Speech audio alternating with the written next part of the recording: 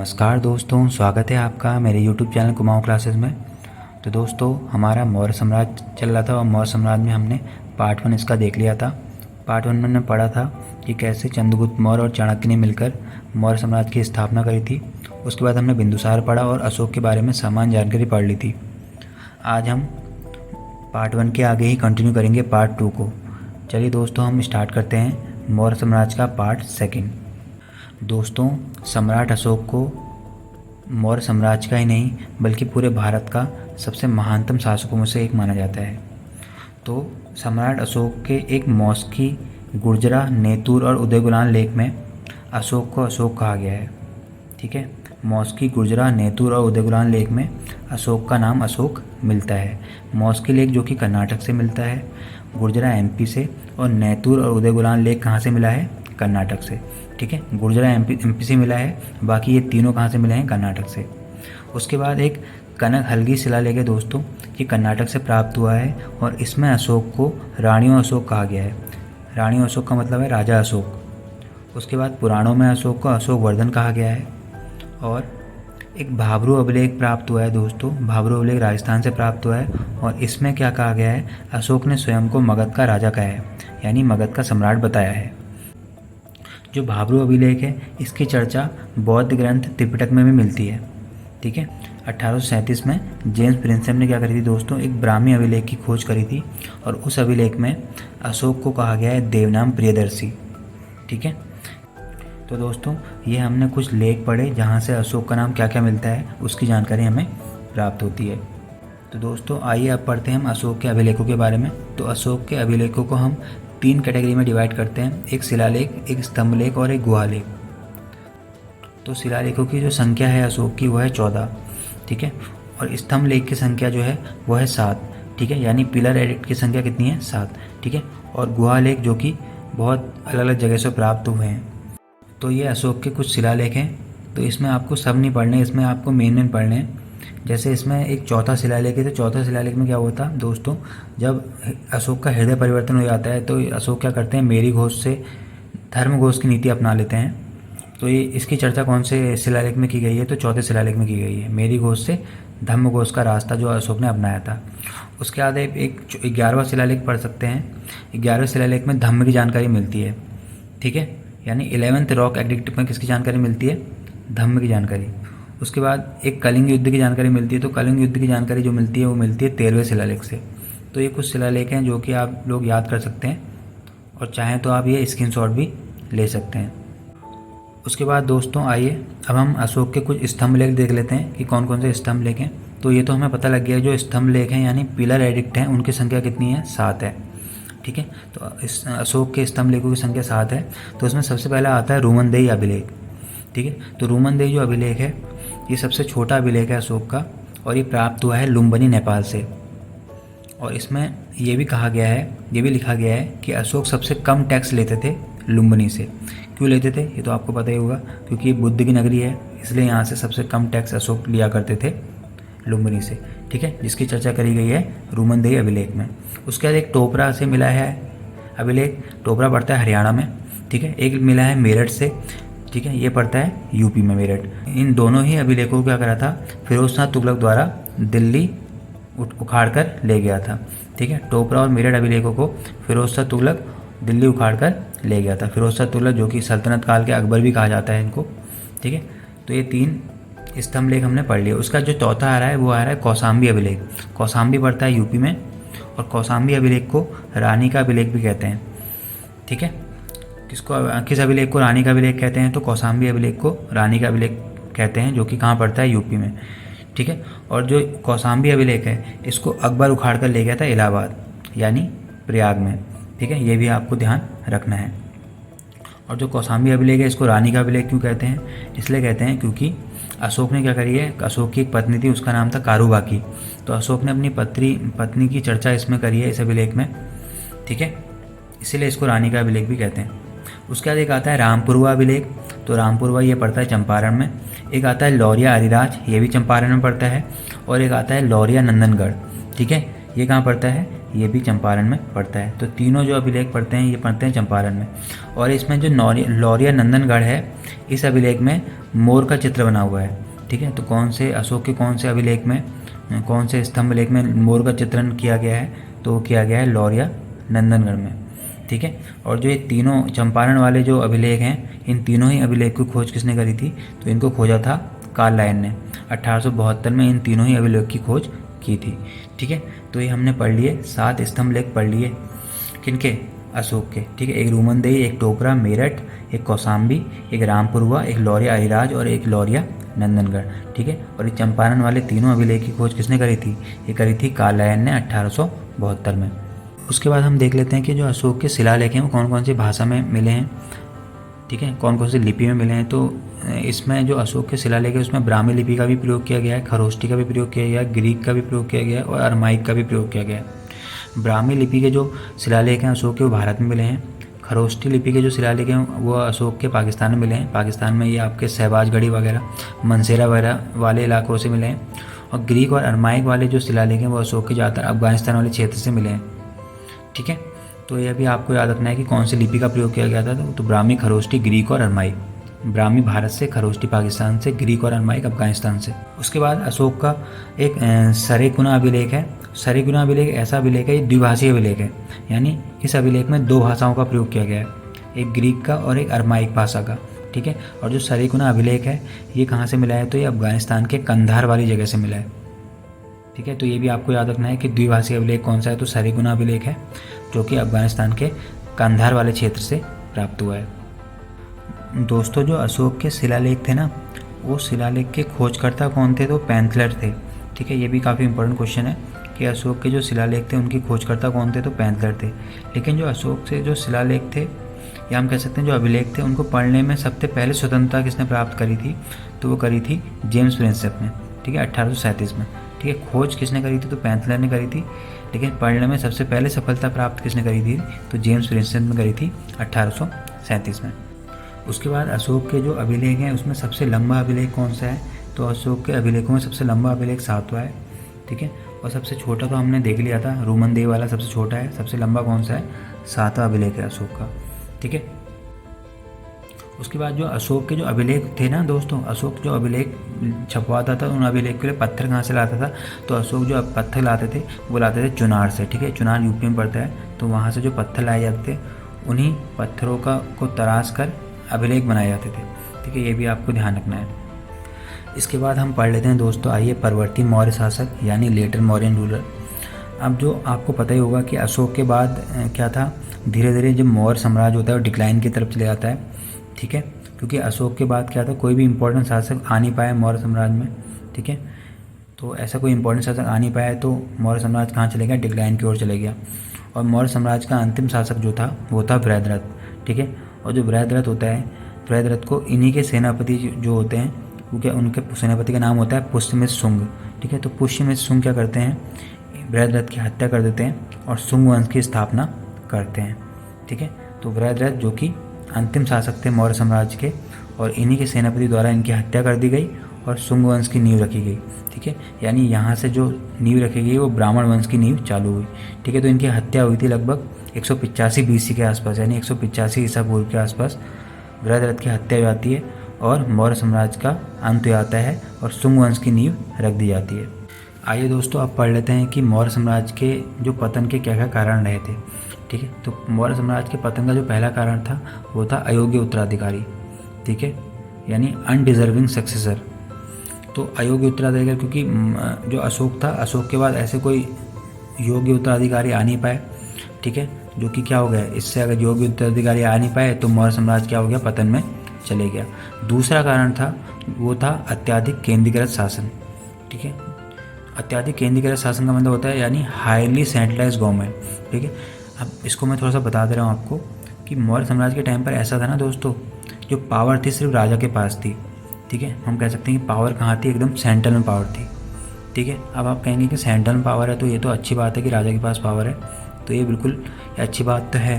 लेकिन ऐसा है कि अगर राजा शक्तिशाली होगा तो केंद्र में अगर पावर है तो ठीक है।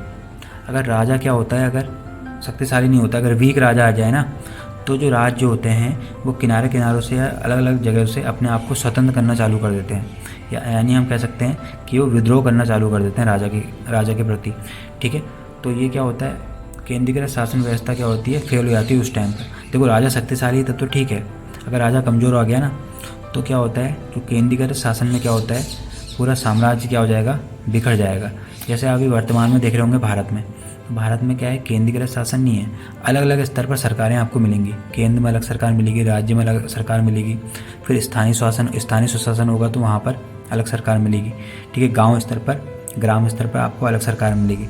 तो जो सरकार हैं, बहुत सारे स्तर पर सरकारें काम करती हैं। ठीक है, एक केंद्रीकृत शासन नहीं है। ठीक, अलग अलग स्तर पर क्या है, सरकारें हैं। ठीक है, उस टाइम पर ऐसा नहीं था, वहाँ क्या था, राजा के पास पावर हुआ करते थे। तो ये भी एक कारण था, अत्याधिक केंद्रीकृत शासन भी एक कारण था मौर्य साम्राज्य की विफल का। उसके बाद क्या था, तीसरा कारण था, वो था ब्राह्मणों की प्रतिक्रिया। ठीक है, तो एच.सी. राय चौधरी हैं, वो कहते हैं कि ब्राह्मणों की प्रतिक्रिया भी क्या थी, एक कारण थी मौर्य साम्राज्य के डिक्लाइन का। ब्राह्मणों की प्रतिक्रिया एक कारण इसलिए थी क्योंकि जो अशोक वगैरह थे वो ज़्यादा बौद्ध धर्म को ज़्यादा सपोर्ट करने लग गए थे, तो कहीं ना कहीं ब्राह्मण भी क्या हो गए थे, नाराज़ हो गए थे इससे। ठीक है, तो हम कह सकते हैं कि जो ब्राह्मणों की प्रतिक्रिया थी वो भी क्या थी, एक कारण थी मौर्य साम्राज्य के डिक्लाइन का। उसके बाद क्या हुआ, जो मौर्य साम्राज्य के अंतिम शासक आए, कौन, बृहद्रथ, और उनको क्या करा, एक ब्राह्मण सेनापति ने क्या कर दी, उनकी हत्या कर दी, यानी पुष्यमित्र शुंग ने उनकी हत्या कर दी। ठीक है, और वहाँ से क्या करी, ब्राह्मण साम्राज्य की नींव पड़ी, तो भी हम कारण मान सकते हैं। उसके बाद जो चौथा कारण था वो था करों की अधिकता। ठीक है, तो करों की अधिकता भी क्या थी, एक कारण थी मौर्य साम्राज्य के डिक्लाइन का। उसके बाद क्या था ना कि अशोक के बाद क्या हुआ, जब अशोक की मृत्यु हो जाती है, अशोक के बाद क्या होता है, मौर्य साम्राज्य का विभाजन हो जाता है। तो इसका भी ये भी एक कारण था कि मौर्य साम्राज्य का विभाजन हो गया था। अशोक ने क्या करा था, अशोक के 2 बेटे थे, एक था दशरथ और एक था कुणाल। तो कुणाल को दे दिया वेस्टर्न पार्ट और दशरथ से कह दिया आप क्या संभालो, पूर्वी पार्ट संभालो। ठीक है, कुणाल को दे दिया पश्चिमी भाग और दशरथ को दे दिया पूर्वी भाग।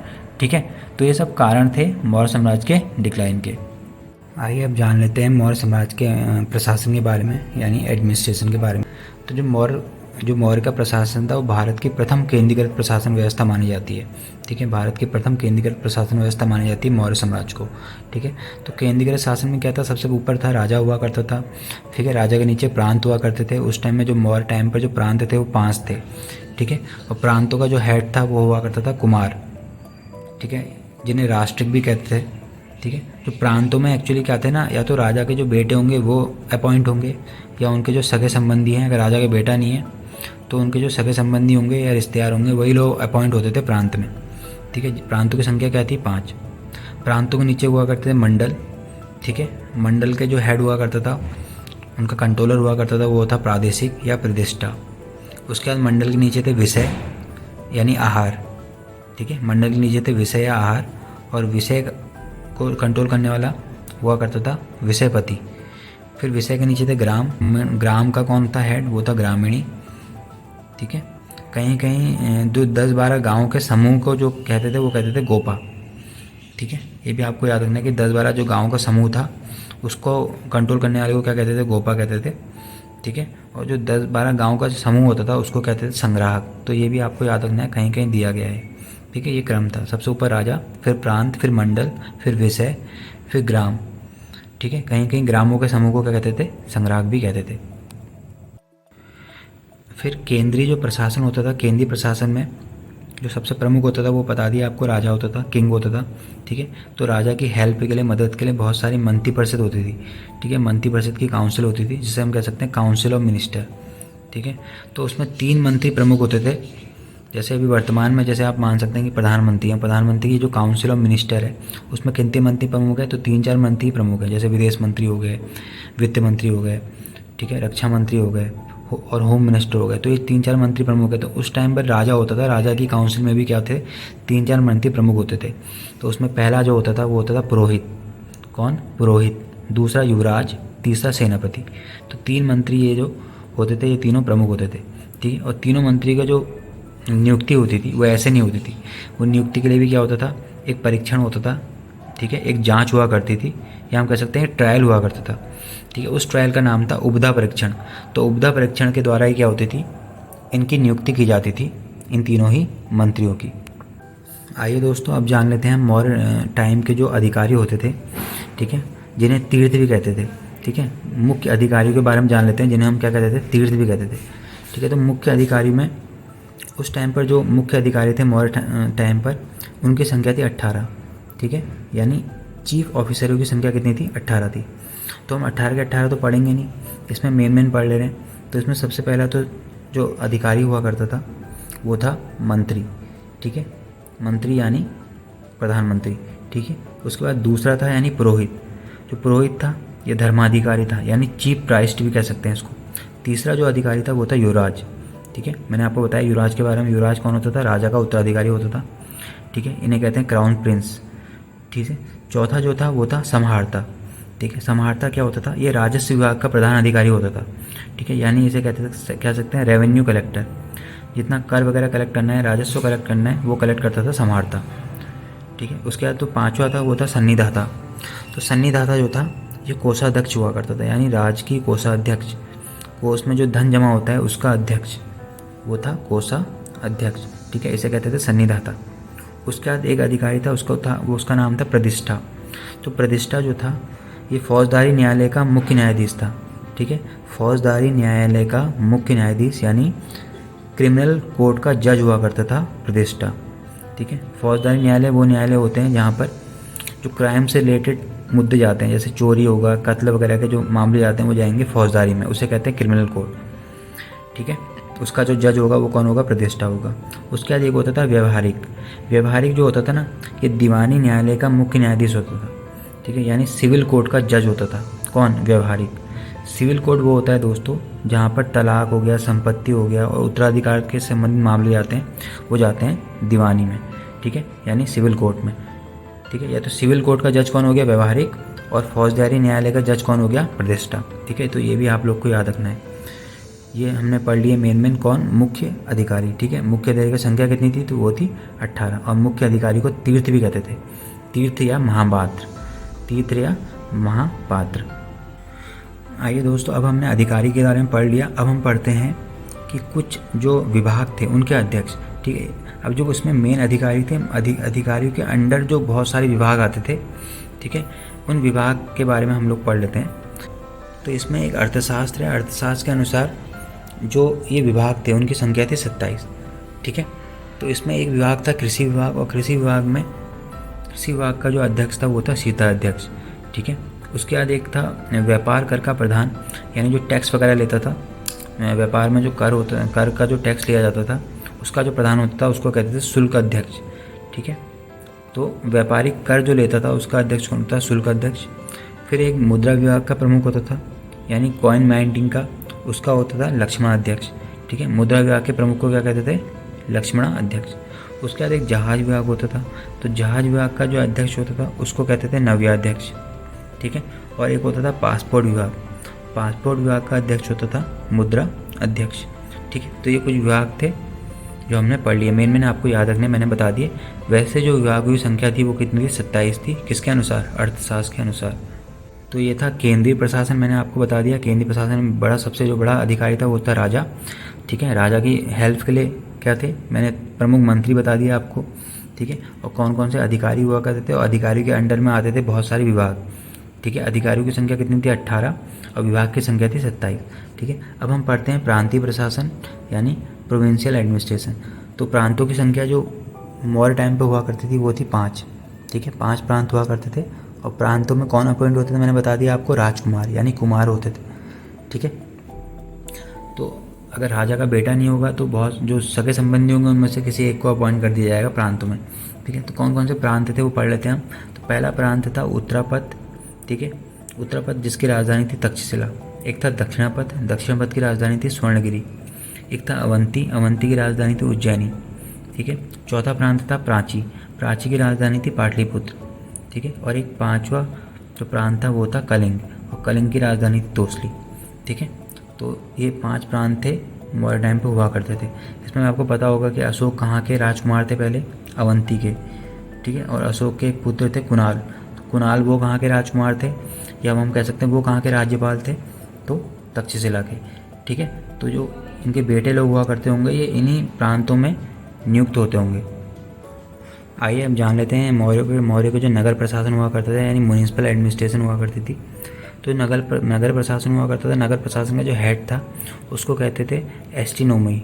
ठीक है, एस्टिनोमी कहते थे नगर प्रशासन के हेड को।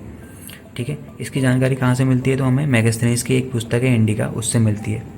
ठीक है, तो मेगास्थनीज ने अपनी पुस्तक है इंडिका, उसमें क्या कहा है कि जो नगर प्रशासन था उसको 30 सदस्यों की 6 समितियाँ क्या करती थी? हैंडल करती थी, यानी कंट्रोल करती थी। ठीक है, कितने सदस्य थे उसमें? 30 सदस्य, और समितियाँ कितनी थी? 6। यानी जो 6 समितियाँ थी ना, ये पूरे नगर प्रशासन को क्या करती थी? कंट्रोल करती थी। ठीक है, उसमें बहुत सारी समितियाँ थी, ये समितियाँ आपके स्क्रीन में आ रही होंगी। ठीक है, जैसे इसमें जन्म मृत्यु एक समिति होगी, वो जन्म मृत्यु को कंट्रोल करेगी, एक विदेशी मामले देखेगी, एक औद्योगिक मामले देखेगी, एक व्यापार के देखेगी। ठीक है, एक कर वसूलों की देखी। तो ये बहुत पूरी समितियाँ मिलकर काम करती थी, संभालती थी नगर के प्रशासन को। ठीक है, उसके बाद आइए हम देखते हैं अब राजस्व व्यवस्था देखते हैं कि रेवेन्यू सिस्टम क्या था मौर्य टाइम पर। तो आय का जो मुख्य स्रोत था मौर्य टाइम का, वो था भू राजस्व। ठीक है, भू राजस्व जो था वो क्या था? आय का मुख्य स्रोत था मौर्य टाइम पे। ठीक है, और जो भूमि थी, सरकारी भूमि को उस टाइम पर कहते थे सीता।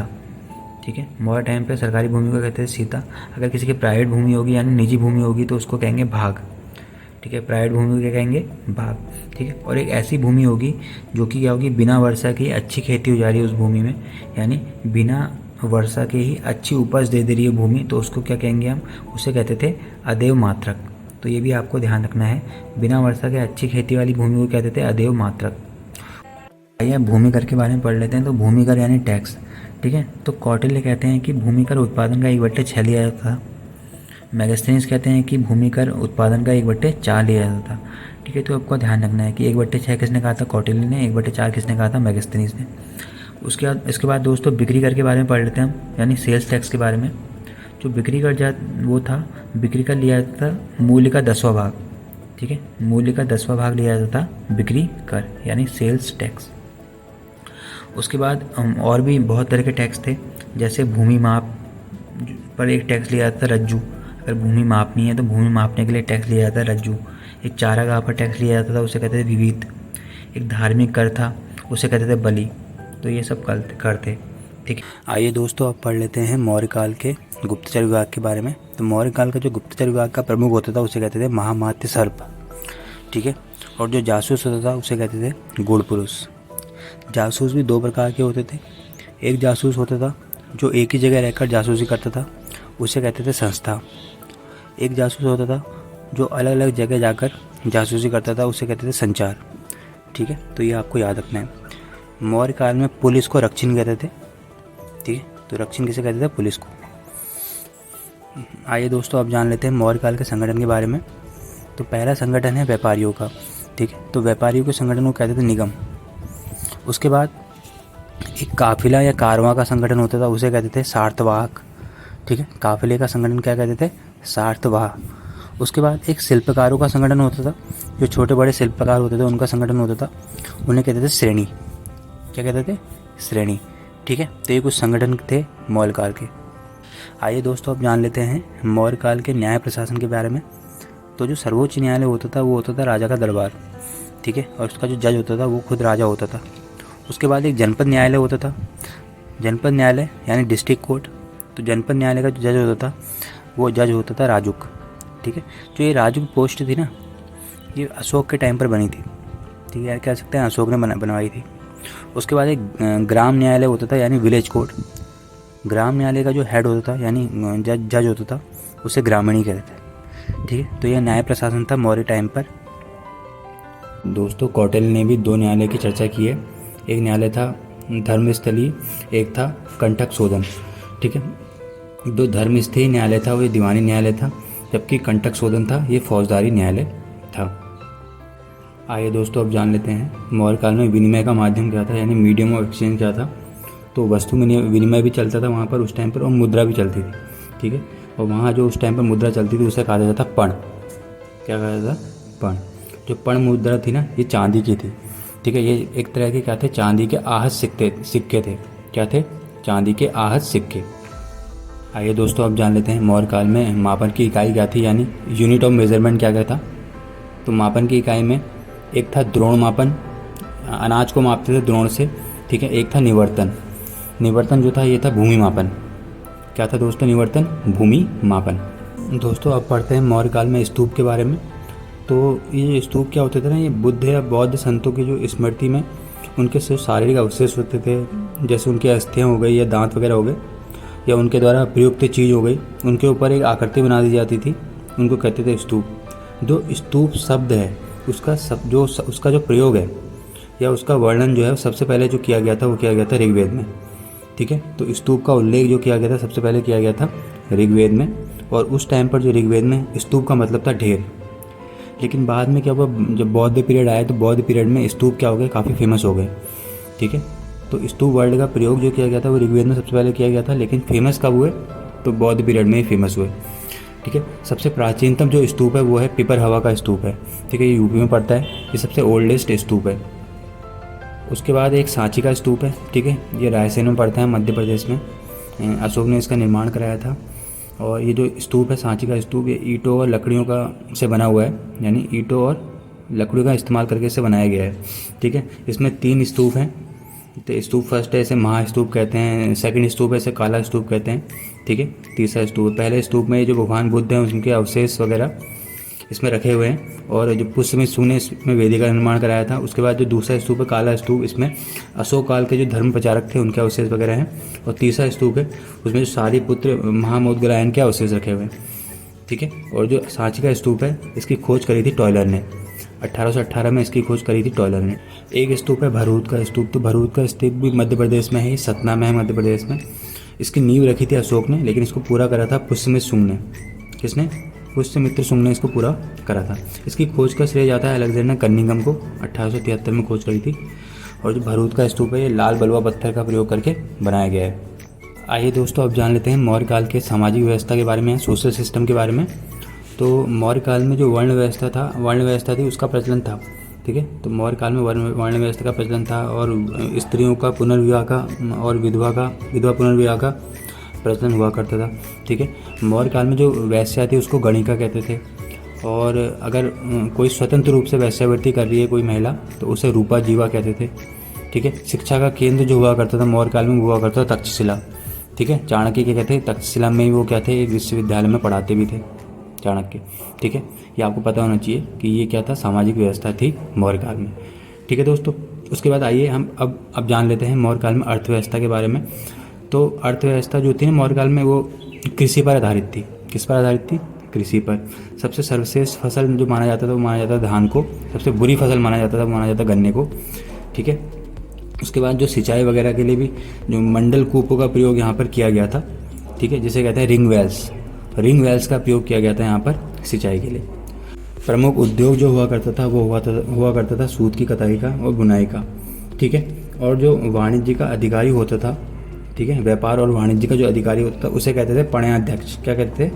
पणयाध्यक्ष। तो दोस्तों ये था हमारा मौर्य काल का सेकंड पार्ट, और हमने पूरा डीपली पढ़ा है। आई होप आप लोगों को समझ में आया होगा।